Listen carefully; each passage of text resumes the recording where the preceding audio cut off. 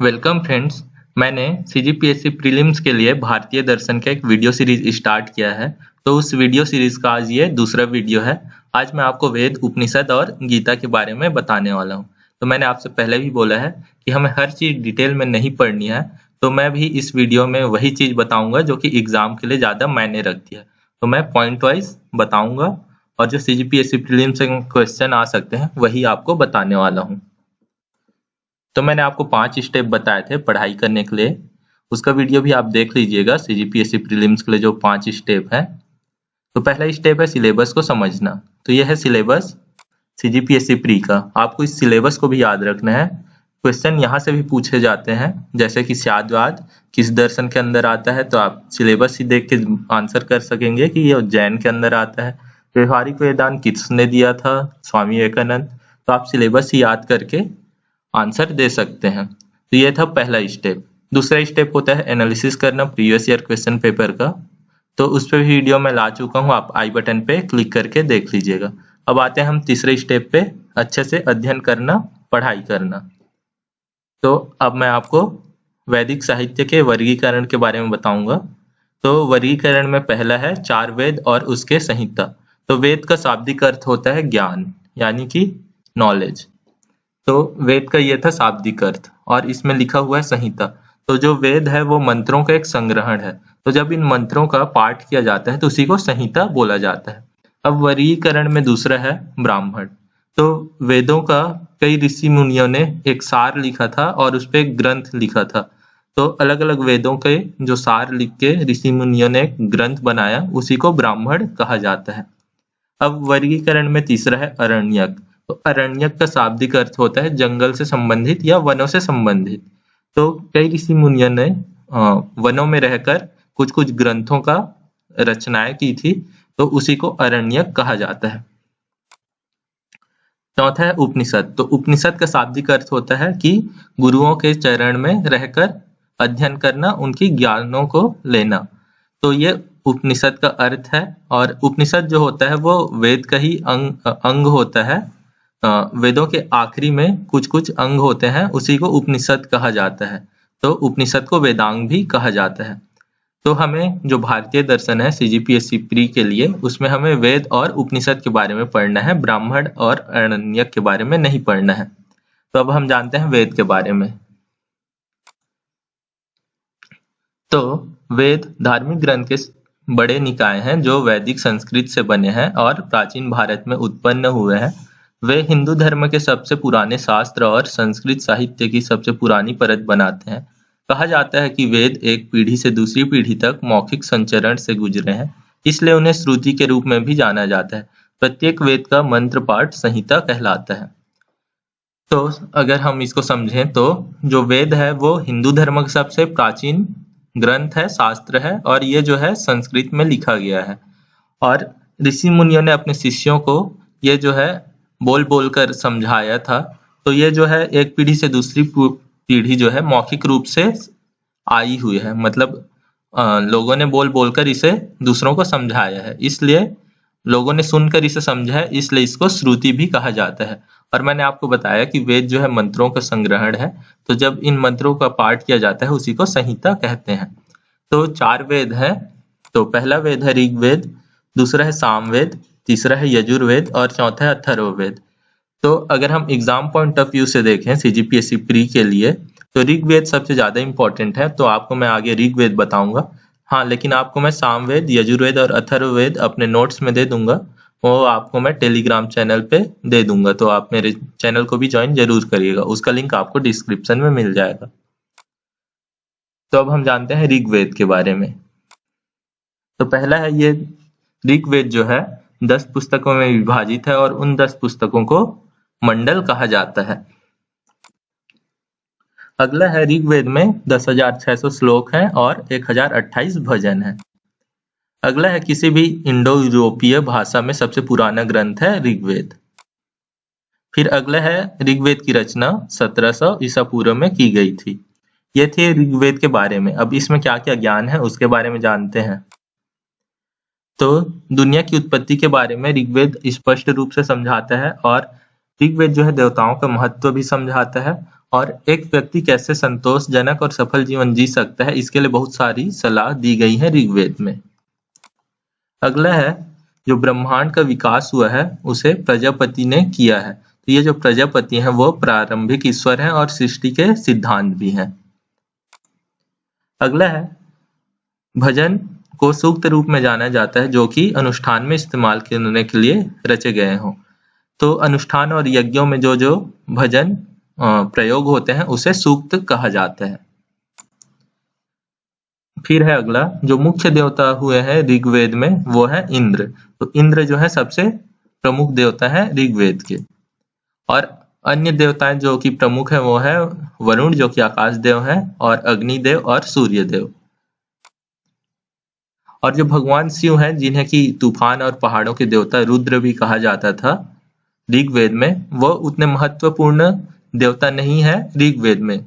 ज्यादा महत्वपूर्ण उनसे इंद्र और वरुण, अग्नि और सूर्य देव रहे हैं। और भगवान विष्णु जो कि हिंदू देवताओं के त्रिमूर्ति में से एक है, वो भी छोटे देवता रहे हैं ऋग्वेद में इंद्र और बाकी देवताओं के कंपैरिजन में।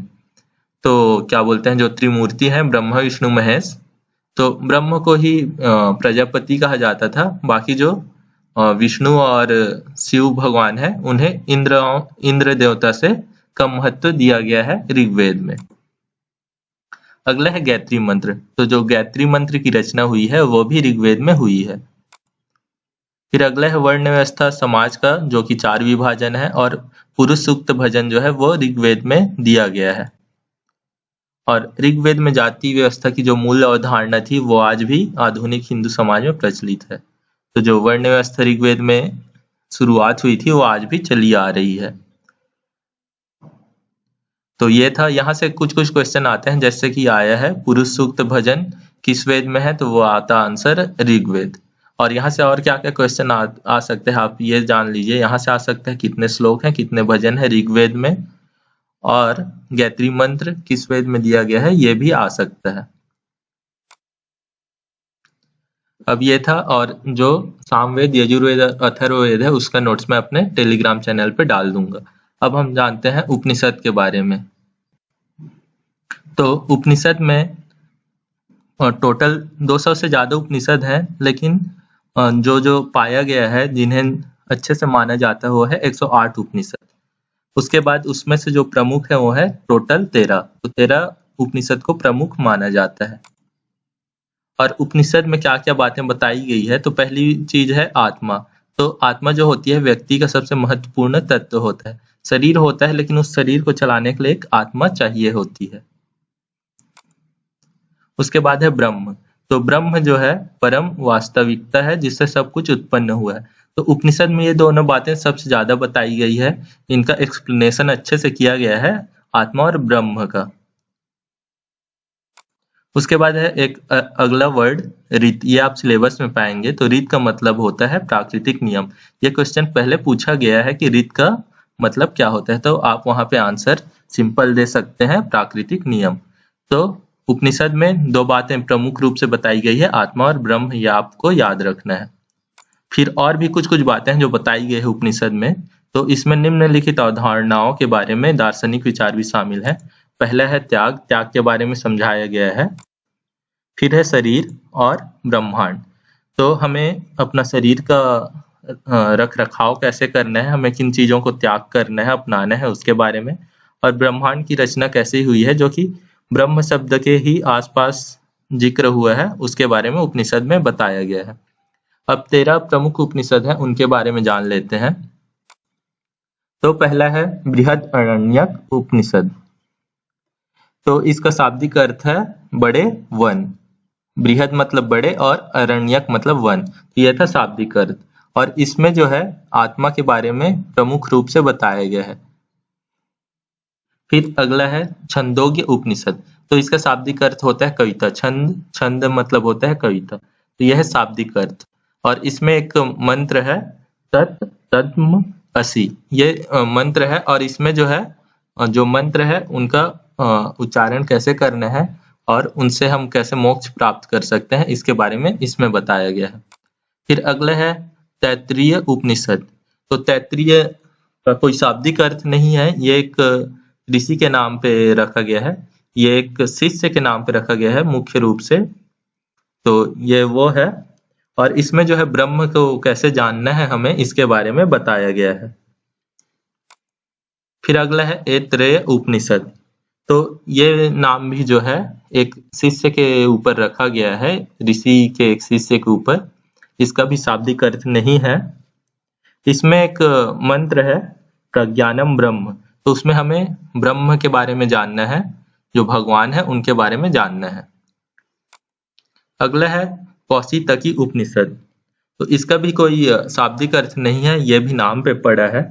इसमें जो है खुद के अस्तित्व के बारे में और आत्मा के बारे में जिक्र किया गया है।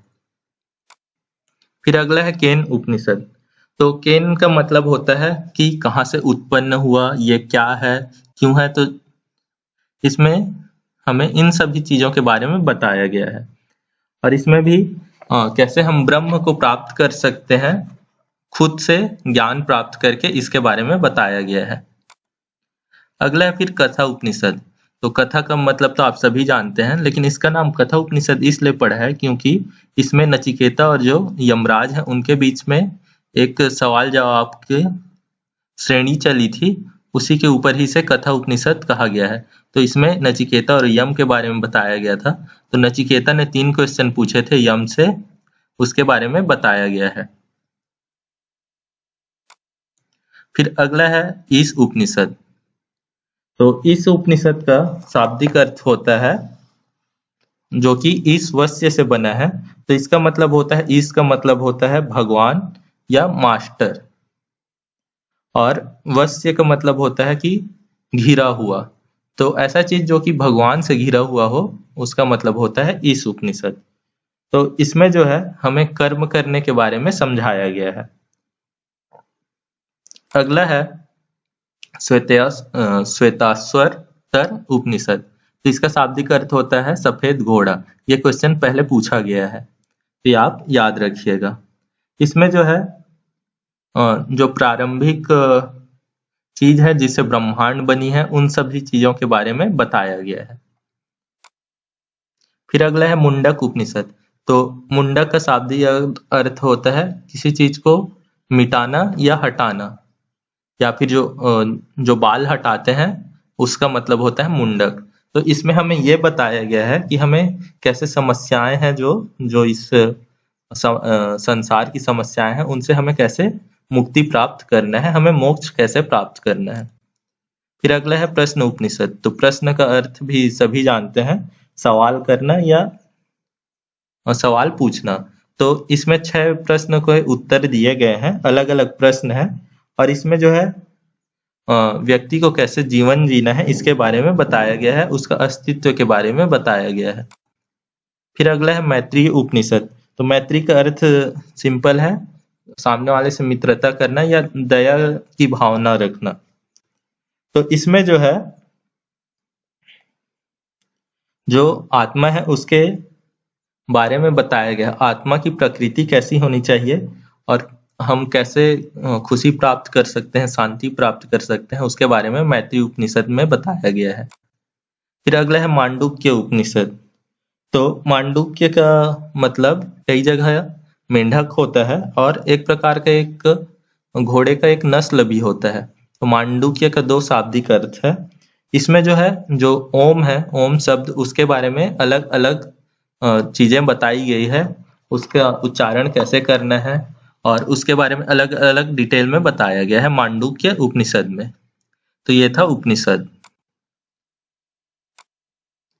फिर मैंने आपको बताया कि उपनिषद जो होते हैं वो वेदांग होते हैं। तो अलग अलग वेद के जो वेदांग है उसके बारे में बताता हूँ। तो ऋग्वेद का जो वेदांग है, वो कौन सा उपनिषद है, वो है ऐत्रेय उपनिषद। फिर अगला है यजुर्वेद, उसका है बृहदारण्यक उपनिषद। मैंने इन दोनों के बारे में आपको अभी ही बताया। उसके बाद है यजुर्वेद का जो शुक्ल है उसके अंदर आता है ईश उपनिषद। तो ये भी मैंने आपको उसके बारे में अच्छे से बताया अभी। उसके बाद है यजुर्वेद का एक अगला पार्ट जो कि है कृष्ण यजुर्वेद। उसके अंदर आता है तैत्तिरीय उपनिषद, कठोपनिषद, श्वेताश्वतर उपनिषद, मैत्रेयी उपनिषद। फिर उसके बाद सामवेद के अंदर आता है वास्कल उपनिषद, छंदोग्य उपनिषद और केनो उपनिषद। फिर आखिरी है अथर्ववेद, उसके अंदर आता है मंडूक्य उपनिषद, प्रश्नोपनिषद और मुंडक उपनिषद। तो ये सब है, आपको इसको याद कर लेना है। अगर आपके पास कोई ट्रिक है इसको याद करने के लिए तो आप कमेंट करके जरूर बताएं। फिर ये था उपनिषद के बारे में। अब हमने वेद और उपनिषद पढ़ लिया, अब हम गीता के बारे में जानते हैं। तो मैं आपको सिलेबस के हिसाब से ही बताने वाला हूँ, गीता का हर एक चीज नहीं बताने वाला हूँ। तो जो जो सिलेबस में है अपना वो बताने वाला हूँ। तो गीता का मुख्य शिक्षा जो होता है वो है निष्काम कर्म, मतलब हमें कर्म करना है, फल की चिंता नहीं करना है। हमें अपना कर्म करते रहना है, आने वाला जो रिजल्ट है उसके बारे में नहीं सोचना है। फिर उसके बाद हमारे सिलेबस में दिया गया है स्थित प्रज्ञ। तो स्थित प्रज्ञ का शाब्दिक अर्थ होता है जिसने आंतरिक शांति प्राप्त कर ली हो। तो स्थित का मतलब होता है जो स्थित रहे, स्थिर रहे, हिले डुले ना। और प्रज्ञ का मतलब होता है ज्ञान। तो जिसने ज्ञान प्राप्त कर ली हो और किसी भी चीज से वो डगमगाए मत। तो यहाँ पे डगमगाने का अर्थ है कि उसके लाइफ में कितना भी सुख है दुख है उससे उसको फर्क नहीं पड़ेगा, वो अपने कर्म करते रहेगा। तो यह है स्थित प्रज्ञ का मतलब। फिर अगला है स्वधर्म। तो स्वधर्म का मतलब है कि निर्धारित कार्य और कर्तव्य। तो जो वर्ण व्यवस्था उस समय बनी थी उसमें उस समय कर्म के हिसाब से वर्ण व्यवस्था बनाई जाती थी। आज जो है जाति के हिसाब से कर्म को बांटा जाता है, लेकिन उस समय जो जैसे कर्म करता था उस हिसाब से वर्ण व्यवस्था डिसाइड की जाती थी। तो उसी व्यवस्था के अनुसार सबको अपना अपने कार्य मिलता था, कर्तव्य मिलता था, तो उसी का निर्वहन करना होता था। फिर अगला है कर्मयोग। तो कर्मयोग में ही निष्काम कर्म आता है। तो जो जो कर्तव्य मिले हैं व्यक्ति को वर्ण व्यवस्था के अनुसार से उन सब का निर्वहन करना होता था, और जो भी व्यक्ति है उसको अपने कर्म करना होता है बिना किसी फल की चिंता किए हुए। तो गीता का यही मुख्य उद्देश्य है कि हमें कर्म करना है, फल की चिंता नहीं करना है। तो यह है गीता के बारे में। तो इन सब, और एक अगला चीज है सीजीपीएससी प्री में देवताओं के पर्यायवाची के भी नाम पूछे जाते हैं, तो वो मैं आपको नोट्स में दे दूंगा। मेरा नोट्स आपको टेलीग्राम चैनल पे मिल जाएगा, आपको लिंक डिस्क्रिप्शन में मिल जाएगा, मैं वहां आपको नोट्स दे दूंगा। ये वीडियो सीरीज जब खत्म होगा तब मैं अपना नोट्स डालूंगा, अभी मैं उस पर काम कर रहा हूँ, तो थोड़ा सा पेशेंस बनाए रखिएगा। फिर अब आप नोट्स बना लीजिएगा, जो कि चौथा स्टेप है, आपको रिवीजन करने में फायदा होगा। अब पांचवें स्टेप है क्वेश्चन सॉल्व करना। तो ये क्वेश्चन आया है 2014 में, वर्ण व्यवस्था से संबंधित पुरुष सूक्त मूलतः पाया जाता है। तो इसका उत्तर है ऋग्वेद में। मैंने आपको अभी ऋग्वेद के बारे में बताया, वहां पे बताया था कि पुरुष सूक्त भजन ऋग्वेद में है। फिर अगला क्वेश्चन है सर्वप्रथम स्तूप शब्द कहाँ मिलता है। तो ये ऋग्वेद में मिलता है। मैंने आपको वीडियो में नहीं बताया है, लेकिन इसका उत्तर ऋग्वेद होगा। फिर उसके बाद है 2016 का क्वेश्चन, किस उपनिषद का शाब्दिक अर्थ सफेद घोड़ा है। तो मैंने भी आपको बताया था, उसका आंसर है श्वेताश्वतर उपनिषद। तो इनमें से कोई नहीं आता इसका आंसर। फिर उसके बाद है भारतीय संस्कृति के अंतर्गत ऋत का अर्थ क्या है। ये भी मैंने आपको बताया, इसका उत्तर है प्राकृतिक नियम। फिर अगला क्वेश्चन देखते हैं, तमसोमा ज्योतिर्गमय कथन है मूलतः। तो ये जो है उपनिषद का कथन है, ये मैंने आपको नहीं बताया है, लेकिन ये जो है उपनिषद के अंदर आता है। फिर मैंने आपको बताया कि भगवान के नाम पूछे जाते हैं, तो उसका नोट्स मैं आपको टेलीग्राम चैनल पे दे दूंगा। तो अनंग किसे कहा जाता है, ये क्वेश्चन आया था, इसका आंसर होता कामदेव। फिर उसके बाद है 2017 में आया था, अधोलिखित में कौन एक गीता का मुख्य शिक्षा है। तो इसका है निष्काम कर्म योग। मैंने भी आपको अभी बताया। तो ये थे क्वेश्चन प्रीवियस ईयर के, ऐसे ही आप क्वेश्चन सॉल्व करते रहिएगा। तो ये था वीडियो। आई होप आपको वीडियो पसंद आई होगी। Thank you for watching. इस वीडियो को लाइक करिएगा, शेयर करिएगा और चैनल को सब्सक्राइब करिएगा।